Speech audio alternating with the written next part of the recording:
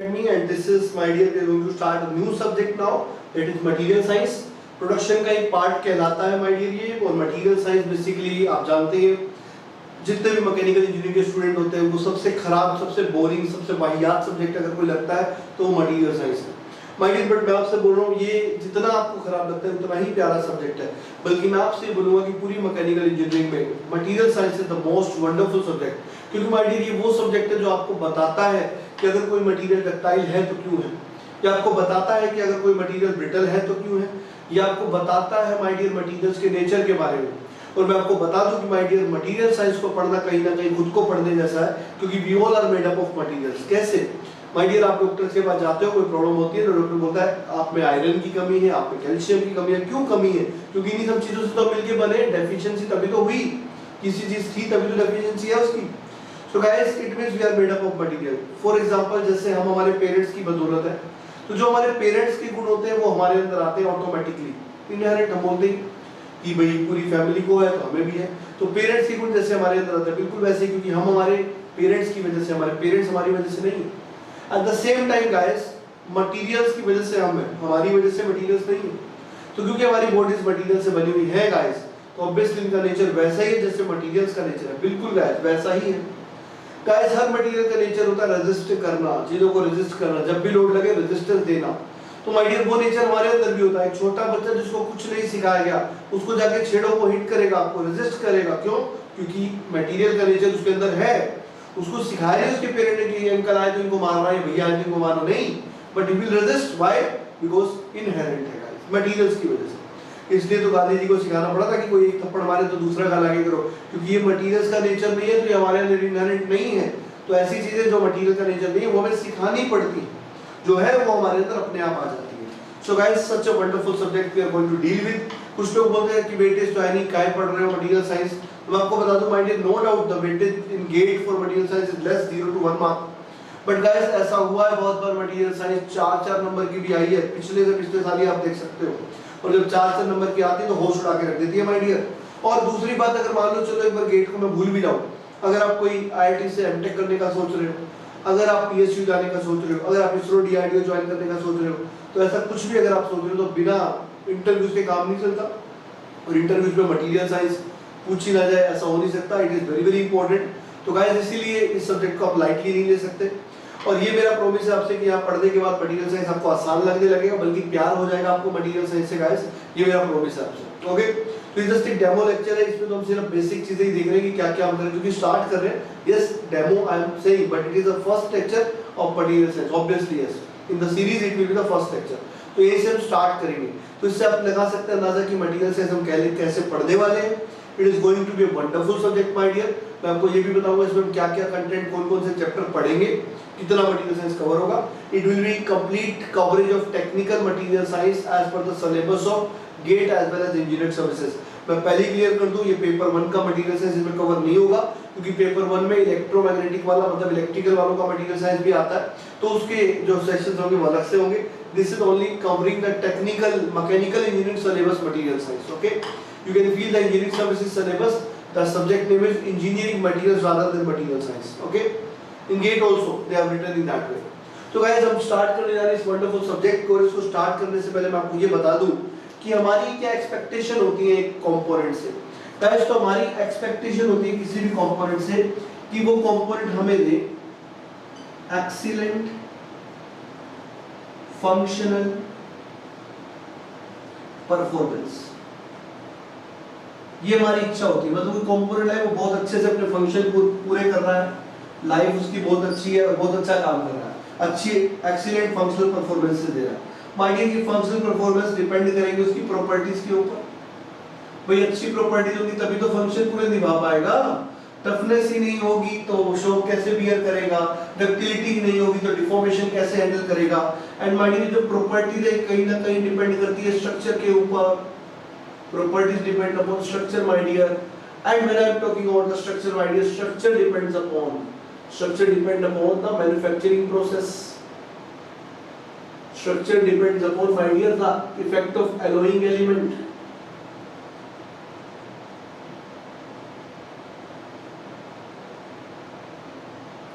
Structure also depends, my dear, on manufacturing process, on effect of alloying element, as well as it will be depending upon the heat treatment.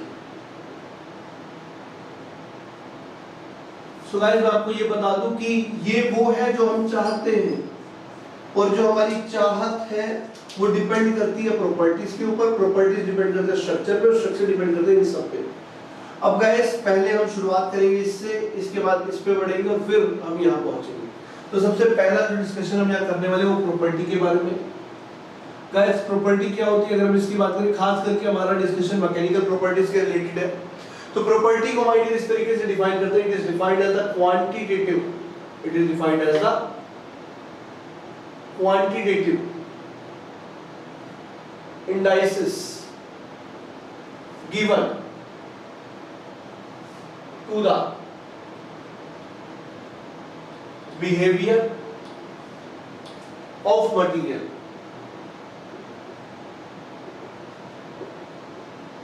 whenever it is subjected to some external stimuli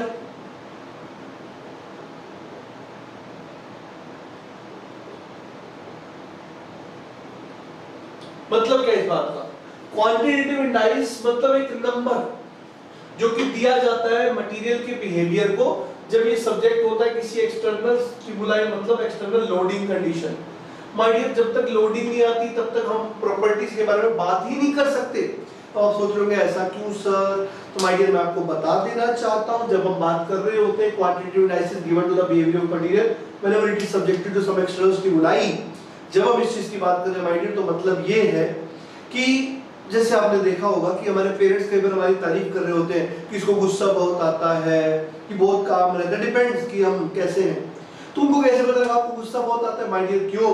क्योंकि उन्होंने कई बार आपकी जिंदगी में कुछ conditions आई, उनमें आपका behaviour देखा, उस बिहेवियर के बिहाफ पर उन्होंने बोला इसको गुस्सा बहुत आता है। ऐसा नहीं है कि आपकी कुंडली लेके बैठे थे उसमें से पढ़ के बता रहे थे, नहीं। तो my dear, this is how the things are checked. तो मैं ये कहना चाह रहा हूं, जब तक लोडिंग नहीं आएगी ना तब तक बिहेवियर का पता नहीं लगता। अब कोई कंडीशन ही नहीं है तो गुस्सा क्यों आएगा?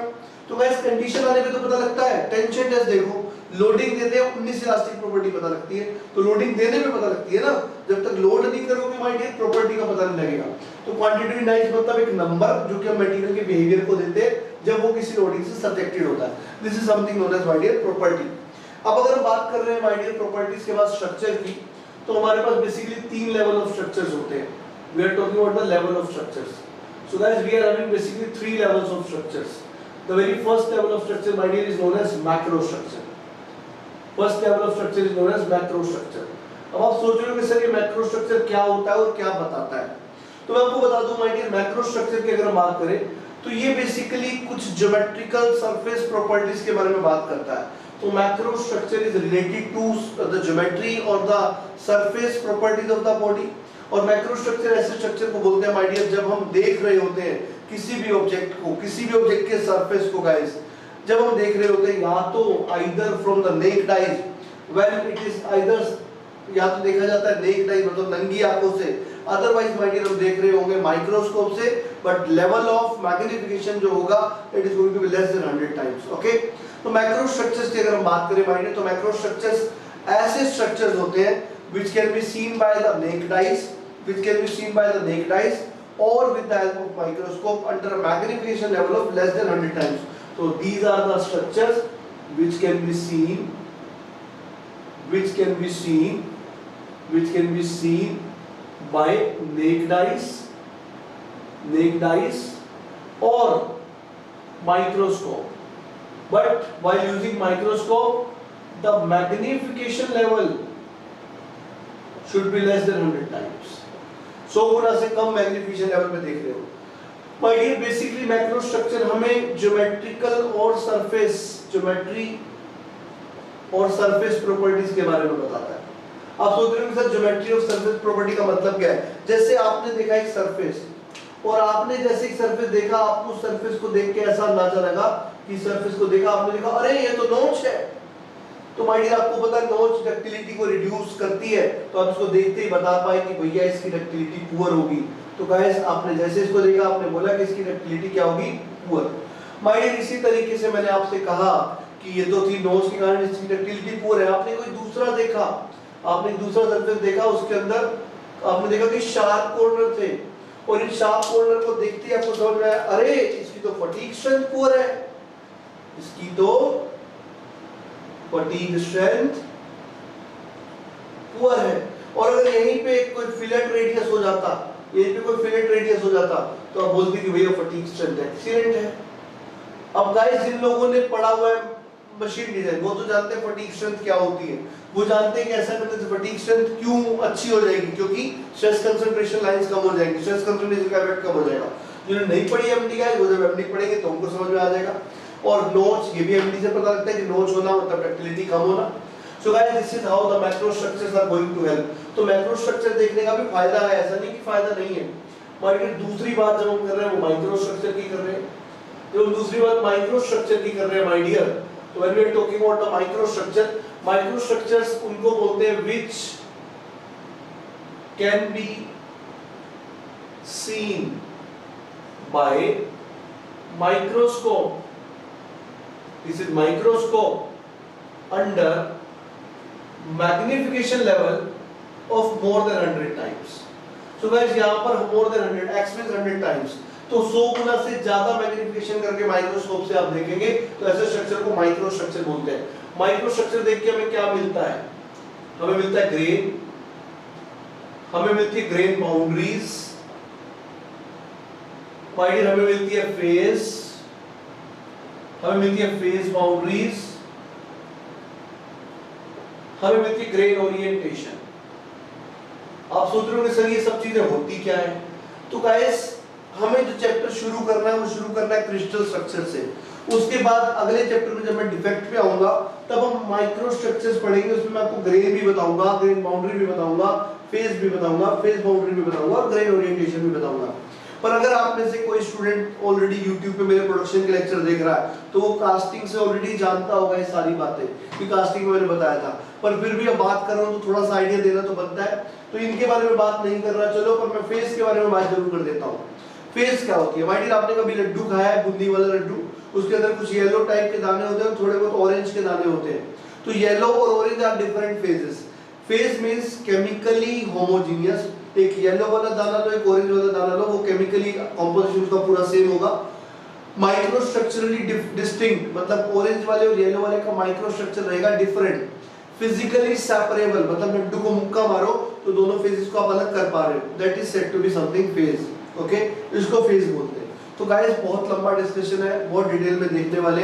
ग्रेन क्या होती है, ग्रेन बाउंड्री क्या होती है और ग्रेन ओरिएंटेशन क्या होती है। चलो एक आईडी के लिए मैं थोड़ा सा फिर भी बता देता हूँ। जैसे मैंने कहा मेरे पास कुछ मोल्टन मेटल ऐसे है, let us say we are having the molten metal like this, ऐसे है।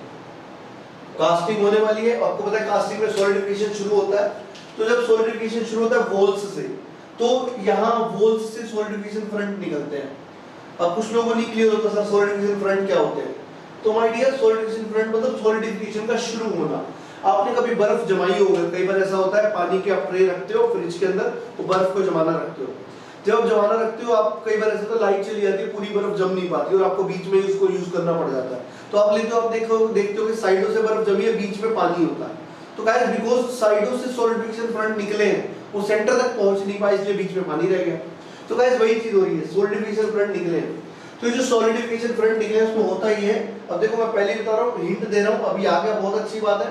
नहीं तो जब मैं सेकंड चैप्टर पढ़ाऊंगा क्रिस्टल स्ट्रक्चर के बाद तो ये आ जाएगा, क्योंकि इसमें क्रिस्टल का यूज हो रहा है। तो गाइस आप थोड़ा बहुत अगर आइडिया आपका यूनिट सेल का, तो यूनिट सेल ऐसे बननी शुरू होगी, सॉलिडिफिकेशन ऐसे शुरू होगा। तो this is the grain orientation. और इस ओरिएंटेशन में जो क्रिस्टल बनते जा रहे हैं, ये एक तरह का बेसिकली एक तरह के क्रिस्टल को रखने वाली चीज को ग्रेन बोलते हैं। तो ये जो सॉलिडिफिकेशन फ्रंट या ग्रेन है, ये जो चीज है सॉलिडिफिकेशन फ्रंट, यही एक ग्रेन है। और जहाँ पे दो ग्रेन मिल जाए उसको ग्रेन बाउंड्री बोलते हैं। यहाँ पे क्रिस्टल का सॉलिडिफिकेशन ऐसे शुरू हो रहा है, इसका ग्रेन ओरिएंटेशन ये है, यहाँ ग्रेन ओरिएंटेशन ये है, यहाँ ग्रेन ओरिएंटेशन ये है और यहाँ ग्रेन ओरिएंटेशन ये है। तो ये सारे के सारे ग्रेन मूव करते करते करते जहाँ मिलेंगे तो आपको जो कंप्लीट स्ट्रक्चर दिखेगा वो ऐसा दिखेगा। सॉलिडिफिकेशन के बाद कुछ इस तरह की चीजें दिखेगी। तो इसको बोलते हैं ग्रेन 1, ग्रेन 2, ग्रेन 3, ग्रेन 4 और ग्रेन 5। और जहाँ ग्रेन मिल जाए वो grain boundary. grain boundary, grain boundary, grain boundary. So guys, grain is nothing but a randomly growing solidification. Front is a dendrite, dendrite या फिर आप इसको बोल सकते हो grain. जहाँ दो grain मिल जाए वहाँ grain boundary. तो गाइस ये अगर आपको आया बहुत अच्छी बात है, नहीं आया तो इसको भूल जाओ, क्योंकि इसका डिस्कशन अभी शुरू होगा अगले चैप्टर में। या तो मैं उनको इंट दे रहा हूँ जो ऑलरेडी जानते हैं, उनको ये बताने के लिए कि हाँ वैसे ही डिस्कशन होगा जैसा हमने कास्टिंग में देखा था। ओके, तो नहीं जानते हैं वो इस चीज को भी इग्नोर करें, और डिटेल में देखेंगे और इनके बारे में पढ़ेंगे कि ग्रेन्स कब ज्यादा ग्रेन बनेंगे, कब कम ग्रेन बनेंगे, कब फाइन ग्रेन बनेगा, कब कोर्स ग्रेन बनेगा। My dear, you are going to be in love with this subject. This is a wonderful lovely subject. हर एक चीज प्रूव करेंगे यहाँ पर माय डियर। तो जितना थ्योरेटिकल आप इस सब्जेक्ट को समझते हो उतना है नहीं, जितना लॉजिकल आप इसको समझते हो उतना है नहीं। It is a very much logical subject. But yes, एक छोटी सी आदत खराब है इस सब्जेक्ट की, वो है केमिस्ट्री वाली, कि एक्सेप्शंस मिलेंगे कुछ जगह। तो एक्सेप्शंस को तो मैं बताऊंगा ही ना, उसकी चिंता भी कर रहे हो। बट केमिस्ट्री की तरह नहीं, केमिस्ट्री में एक्सेप्शन पूछे जाते थे, या एक्सेप्शन नहीं पूछे जाते हैं। यहाँ पे रूल के हिसाब से चीजें पूछी जाती है कि कॉमन क्या है, जनरल क्या है। तो गाइस हमने डिस्कशन किया मैक्रो स्ट्रक्चर का, ये आपको डक्टिलिटी और फटीशन जैसी प्रॉपर्टीज के बारे में बताता है। हमने डिस्कशन किया माइक्रो स्ट्रक्चर का। अब हम क्रिस्टल स्ट्रक्चर के बारे में बात करेंगे, और यहाँ से मैं आपको पूरा कंटेंट बताऊंगा कि इस सब्जेक्ट में हम क्या क्या पढ़ने वाले हैं। चलिए माय डियर बढ़ते हैं आगे। चलिए गाइस अब हम थोड़ा सा क्रिस्टल स्ट्रक्चर के बारे में बात करेंगे। Now we are talking about the crystal structure.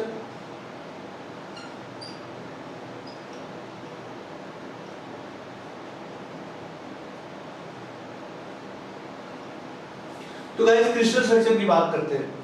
मैंने कहा मैक्रो स्ट्रक्चर वो है जिनको हम नेक्ड आई से भी देख सकते हैं, और नेक्ड आई से भी देख सकते हैं, और माइक्रोस्कोप से भी देख सकते हैं under a magnification level of less than 100 times. फिर मैंने कहा माइक्रो स्ट्रक्चर वो है जिसको आप नेक्ड आई से नहीं देख सकते, आप माइक्रोस्कोप से ही देख सकते हो with a magnification level of more than 100 times. And my dear crystal structure की बात करें तो माय डियर हम क्रिस्टल स्ट्रक्चर को देख ही नहीं सकते, इतने छोटे होते हैं कि we can not even see that. My dear ना तो नेक्ड आई से और ना ही माइक्रोस्कोप से। बट गाइस फिर आप बोलेंगे सर फिर ये बीसीसी एफसीसी जो बताते हैं वो कहां से बताते हैं? माय डियर हम देख नहीं सकते, ऑब्जर्व कर सकते हैं। So guys I will say that crystal structures can be observed और कैन बी डिटरमिन्ड, डिटरमिन किए जा सकते हैं। These can be determined by X-ray diffraction experiment, X-ray diffraction experiments. So guys ये सारे स्ट्रक्चर में सबसे छोटे हैं। Crystal structures are the smallest one, इसलिए देख ही नहीं सकते। सबसे वो लेवल है सबसे छोटा होता है, इसको हम देख नहीं सकते। पर हम माय डियर इसको एक्स-रे डिफ्रेक्शन से डिटरमिन कर सकते हैं कि whether it is BCC, whether it is FCC, whatever it is. और गाइस अब इसके अंदर हम एंट्री करने जा रहे हैं क्योंकि क्रिस्टल स्ट्रक्चर का जिक्र हो चुका है। तो मैं आपको बताने जा रहा हूँ कौन कौन से कंटेंट हम यहाँ पढ़ने वाले हैं। फिर यहीं से मैं कंटिन्यू करूंगा क्रिस्टल स्ट्रक्चर क्या होता है, क्रिस्टलाइन मटेरियल क्या होते हैं, कुछ बेसिक इंट्रोडक्शन चल रहा है। गाइस इसमें बहुत इंटरेस्टिंग है। This is just a sample जो अभी स्टार्ट कर रहे हैं, तो इंट्रोडक्शन है इसलिए इसमें आपको बहुत सारी चीजें नहीं दिखेंगी। बट जब हम ग्रेन बाउंड्रीज के बारे में बात करेंगे, हम फेस डायग्राम्स के बारे में बात करेंगे, हम इतना क्रिस्टल क्लियर मैनर में चीजों को देखेंगे कि you will be love with the subject. So guys अब अगर हम बात कर रहे हैं the content we are going to discuss here is first is going to be crystal structure, that is for sure. ये सबसे पहला टॉपिक है जो हम पढ़ने जा रहे हैं। क्रिस्टल स्ट्रक्चर के बाद जो सेकंड टॉपिक हम यहाँ पर पढ़ेंगे माय डियर, जो हम सेकंड टॉपिक क्रिस्टल स्ट्रक्चर के बाद हम पढ़ेंगे वो होगा क्रिस्टल इम्परफेक्शंस या क्रिस्टल डिफेक्ट्स। तीसरा जो हम पढ़ेंगे माय डियर वो होगा strengthening mechanisms. Fourth is going to be guys phase diagram. Fifth one is going to be guys heat treatment. सही बोलूं तो गेट का सिलेबस तो यहाँ खत्म हो जाता है। इसके बाद जो हम पढ़ने वाले वो इंजीनियरिंग सर्विसेज के लिए पढ़ेंगे। For example ceramic, polymers, plastics, है ना, और कुछ effects of allowing elements separately.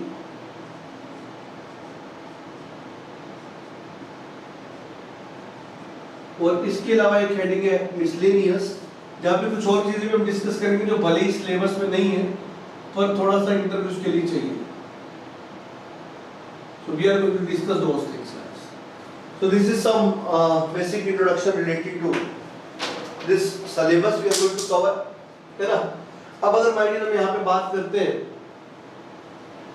अगर हम बात करते हैं माय डियर इंजीनियरिंग मटेरियल्स की, तो इंजीनियरिंग मटेरियल्स मतलब क्रिस्टल स्ट्रक्चर हम शुरू करने जा रहे हैं यहाँ से। इंजीनियरिंग मटेरियल्स को दो पार्ट्स में क्लासिफाई किया गया है।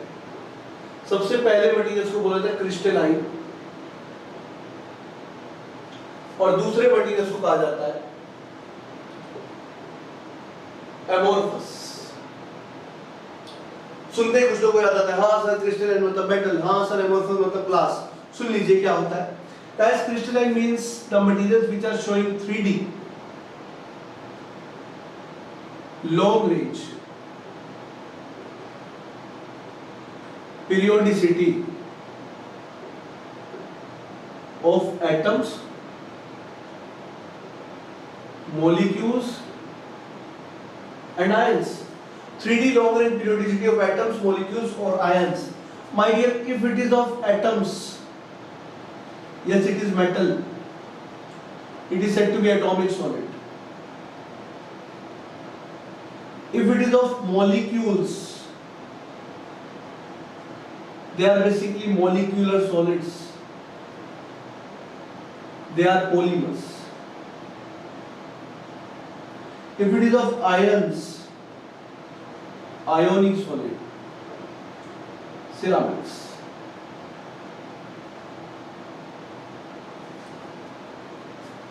Okay guys, so these things comes under the category of crystalline materials, my dear. Next is amorphous, which do not have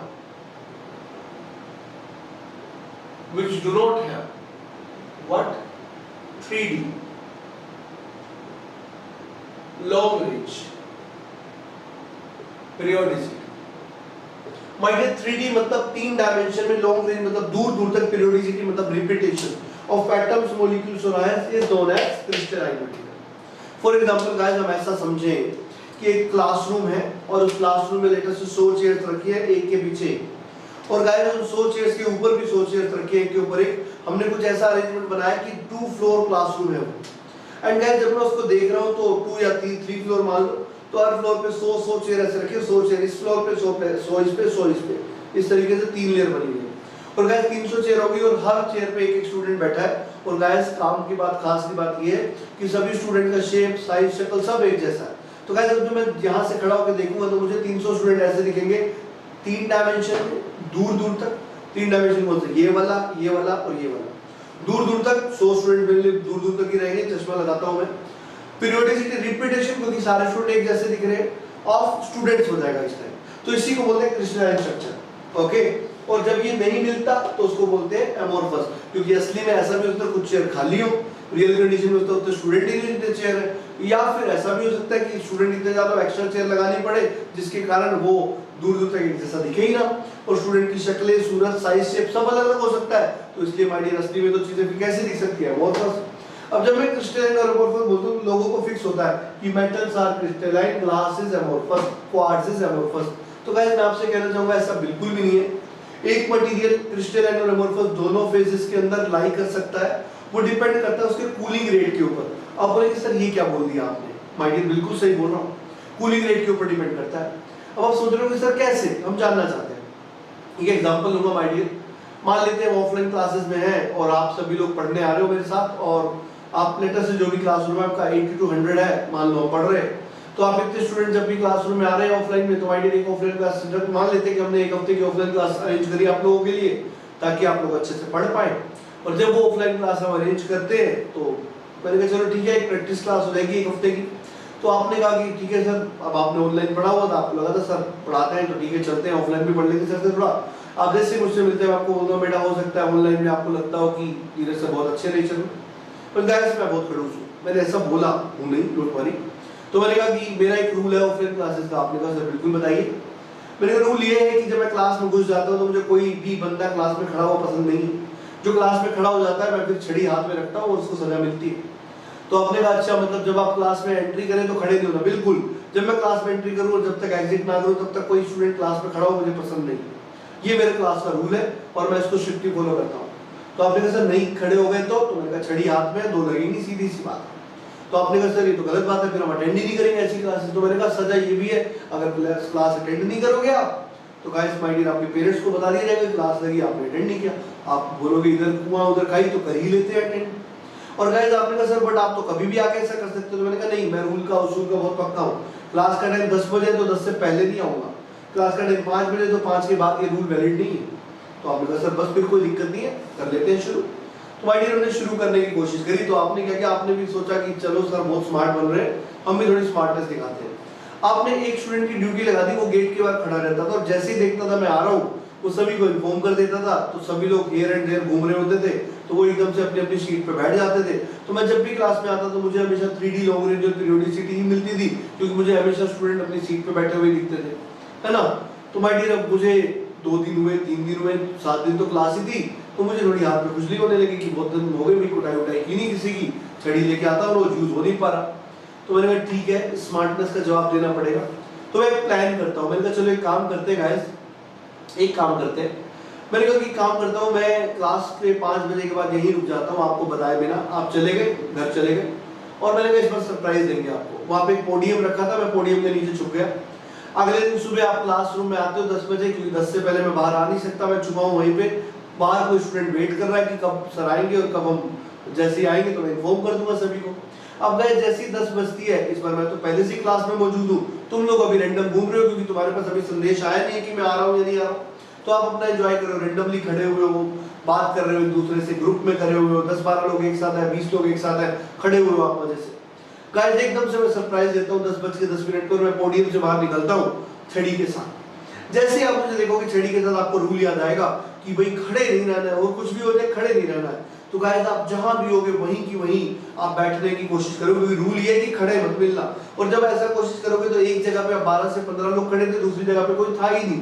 तो गाइस हो सकता है 4 कुर्सियों पे आप 12-13 लोग बैठ जाओ, तो वहां पे डेंसिटी बहुत ज्यादा हो जाए, और एक रीजन ऐसा हो बिल्कुल खाली, वहां कोई स्टूडेंट है ही नहीं। तो गाइस जब ऐसा होगा तो कहीं डेंसिटी बहुत ज्यादा, कहीं डेंसिटी बहुत कम, मतलब it will seems like to be a liquid, जैसे लिक्विड होता है वैसा कुछ फील होगा, कहीं ज्यादा कहीं कम, कहीं कम कहीं ज्यादा। And my dear will be having a structure like amorphous.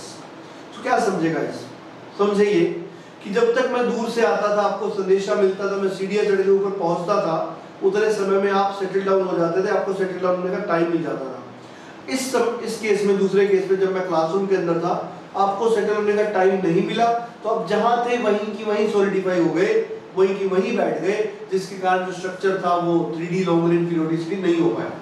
बिल्कुल वही बात है माय डियर, आप 1545 या 1539 डिग्री सेल्सियस पे एक मेटल को गर्म करते हो, उसको फर्नेस में रख दो और 3 दिन में उसको रूम टेम्परेचर पे लेके आओ, आप उसको इतना समय दे रहे हो माय डियर, उसको पूरा समय मिलेगा अच्छे से अपने आप को ऑर्गेनाइज्ड वे में सॉलिडिफाई करने का, तो स्ट्रक्चर आपको क्रिस्टलाइन जैसा मिलेगा।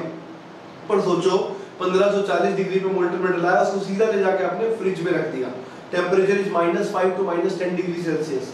गाइस एकदम से सॉलिडिफिकेशन होगा, मोल्टन मेटल जब सॉलिडिफाई होगा तो एटम्स को इतना समय नहीं मिलेगा कि वो अपने आप को अच्छे से अरेंज कर पाए, टाइम कम मिलने की वजह से you will be having a structure to be amorphous. अब चाहे वो मेटल का ही क्यों ना हो, मेटालिक ग्लास इसीलिए तो मशहूर है my dear, metallic because they are made up of metal, glass because they are brittle and amorphous. Yes, तो गाइस मैं आपसे कहना ये चाहता हूँ, कोई भी मटेरियल क्रिस्टलाइन और एमोर्फस दोनों फेजेस में रह सकता है।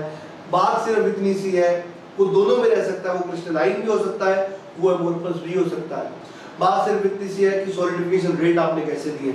अगर आप सॉलिडिफिकेशन रेट जो दे रहे हो, अगर वो सॉलिडिफिकेशन रेट माय डियर बहुत स्लो है, आपको क्रिस्टलाइन जैसा स्ट्रक्चर मिलेगा, अगर वो बहुत फास्ट है, आपको एमोर्फस जैसा स्ट्रक्चर मिलेगा। बट गाइस हमारी एप्लीकेशंस में मेजॉरिटी काम जो है वो मेटल से चलता है, और मेटल्स क्रिस्टलाइन होती है in general, near to crystalline होती है। तो गाइस इसकी एमोर्फस को हम यहीं से साइडलाइन करेंगे और हमारा पूरा का पूरा फोकस क्रिस्टलाइन मटेरियल की तरफ हो जाता है। तो गाइस चलिए देखते हैं क्रिस्टलाइन मटेरियल में क्रिस्टल स्ट्रक्चर क्या बताता है, चलिए देखते हैं। ओके गाइस चलिए देखते हैं आगे। माय क्रिस्टल स्ट्रक्चर जो होता है उसके अंदर बेसिकली 2 चीजें होती है। एक crystal structure has 2 things guys, उसमें सबसे पहली चीज को बोलते हैं crystal system, and my dear दूसरी चीज को बोलते हैं Bravais lattice. So guys crystal system और ब्रेविस लैटिस, अब जनरली स्टूडेंट्स को ये क्लियर नहीं होता क्रिस्टल सिस्टम क्या होता है, ब्रेविस लैटिस एक चीज उन्होंने रटी हुई होती है कि दुनिया के जितने भी मटेरियल है वो 7 क्रिस्टल सिस्टम और 14 ब्रेविस लेटिस में कंप्लीट हो जाते हैं। They don't know crystal system होता क्या है, they don't know Bravais lattice क्या होता है, उनको ये भी नहीं पता क्रिस्टल सिस्टम क्या बताएगा, ब्रेविस लेटिस क्या बताएगा, कोई नहीं जानता। तो गाइस आज मैं आपके कॉन्सेप्ट को बहुत क्लियर कर देने वाला हूँ। माय डियर, जैसे मान लेते हैं आपका घर है जहाँ पे आप रहते हो, तो उस घर में 4 कमरे हैं और आप 6 लोग रहते हो, 4 कमरों में 6 लोग। सो गाइस अगर मैं इस चीज में इंटरेस्टेड हूँ कि आपके घर में 4 कमरे कैसे हैं, किस तरीके से ओरिएंटेड है, किस साइज शेप के हैं, आप एक दूसरे से रूम्स का क्या ओरिएंटेशन है, if I am interested in that my dear, this thing is known as crystal system. और अगर मैं ये जानना चाहता हूँ कि 6 लोग उन 4 कमरों में कैसे, वो 6 लोग उन 4 कमरों में किस तरीके से रहते हैं, मतलब arrangement of peoples in the rooms क्या है, that gives us Bravais lattice. Atom की सेंस में बोलूं माय डियर, तो क्रिस्टल सिस्टम बताता है कि क्रिस्टल का शेप और साइज क्या है, ब्रेविस लेटिस बताता है कि उस बने हुए क्रिस्टल में एटम्स का अरेंजमेंट कैसा है, मतलब एटम्स कैसे अरेंज्ड हैं। This is given by my dear the Bravais lattice. तो कहने का मतलब ये crystal system will give us crystal system will give us the shape and size of, crystal system will give us the shape and size of crystal. And guys, Brevis lattice will tell you about what? Arrangement of atoms. और in other words आप बोल सकते हो ये यहाँ पे बताता है कि इसकी ज्योमेट्री क्या है। ओके, जैसे मैंने कहा एक यूनिट सेल की अगर हम बात करें तो एक सिंपल जो आप बनाते हो क्यूबिक वाली यूनिट सेल, तो आप इस तरीके से बनाते हो क्यूब, लाइक दिस। आपको याद है x y z, कुछ भी नाम नहीं दे सकते x y z।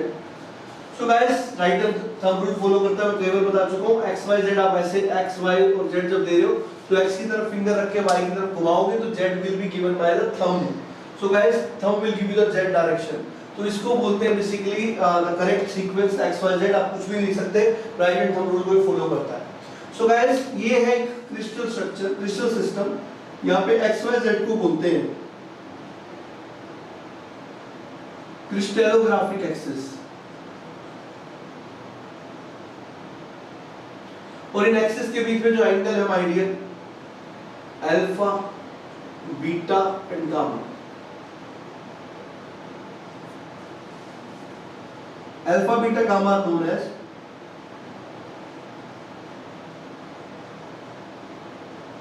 इंटरएक्सियल angles. And guys A B and C are known as lattice parameter। और आप देख सकते हो ये तीनों चीजें जो मैंने बनाई है कहीं ना कहीं इसके शेप और साइज से रिलेटेड है। एंगल शेप डिसाइड करेंगे और पैरामीटर साइज को। तो guys crystal system will tell you the shape, okay, और size. And what about the arrangement of atoms. Guys अगर सारे कॉर्नर्स पर एटम है तो हम इसको बोल देते हैं it is said to be simple. अगर सारे कॉर्नर्स के साथ साथ एक बॉडी सेंटर में एटम है तो इसको बोल देते हैं it is body centred. My dear अगर कॉर्नर एटम्स के साथ साथ फेस सेंटर में एटम है, every face centre is having an atom, तो इसी को बोल देते हैं फेस सेंटर्ड। गाइस अगर कॉर्नर्स के साथ साथ अपोजिट फेसेस पे एटम्स हैं, अपोजिट फेसेस में कौन से, सिर्फ जो अपोजिट एंड्स हैं, तो guys this is said to be the end centred. Okay, सिर्फ दो अपोजिट स्पेस पे हो तो एंड सेंटर्ड। तो गाइस आप सोच रहे होंगे सर हमने तो पढ़ा है simple cubic body centre cubic, हमने क्या पढ़ा, simple cubic, body centre cubic, face centre cubic and end centre cubic. So guys यहां पे जो क्यूबिक है ना, cubic, this is about crystal system, crystal system. और ये जो simple body centred end centre और फेस सेंटर्ड है, this is for Bravais lattice. क्योंकि guys cubic related to crystal system, जैसे अगर मैं यहां पे बोल दूं कि अल्फा बराबर बीटा बराबर गामा बराबर 90 डिग्री है, और A बराबर B बराबर C है, तो my dear this structure will be said to be the cubic structure. Okay, तो अगर इसके 8 कॉर्नर पे एटम है तो simple cubic, 8 corner body centre तो body centre cubic, face centre cubic, end centre cubic. अब गाइस इन सब में से मैं आपको बता दूं एंड सेंटर जनरली डॉक्टर्स के एप्लीकेशन में यूज होता है, हमारी एप्लीकेशन में यूज नहीं होता, मेडिकल में यूज होता है, इसलिए हमने ये तीन ही सुने हुए होते हैं, सिंपल क्यूबिक, बॉडी सेंटर और फेस सेंटर। डोंट वरी, इनके फिगर्स मैं आपको बना के दिखाऊंगा कि सिंपल क्यूबिक एटम्स कहां होते हैं, बॉडी सेंटर में कहां होते हैं, फेस सेंटर में, और everything we are going to सी।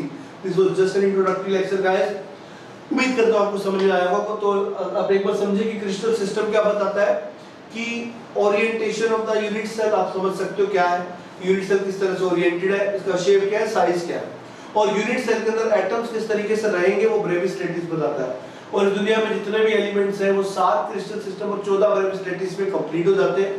कुछ लोगों के माइंड में डाउट होता है, सर ये एटम्स और मॉलिक्यूल 7 क्रिस्टल सिस्टम और 14 ब्रेविस लैटिस में क्यों सेट होते हैं, एक ही सिस्टम और एक ही लैटिस में क्यों नहीं? Guys it is an interview question. Next session में मैं यही से शुरुआत करूंगा, पहले इस क्वेश्चन का आंसर करूंगा और उसके बाद आगे बढ़ूंगा।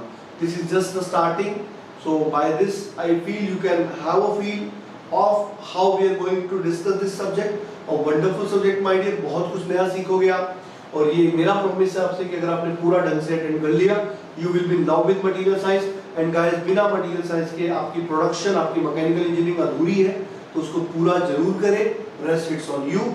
चलिए गाइस बहुत जल्दी मिलते हैं, देखते हैं।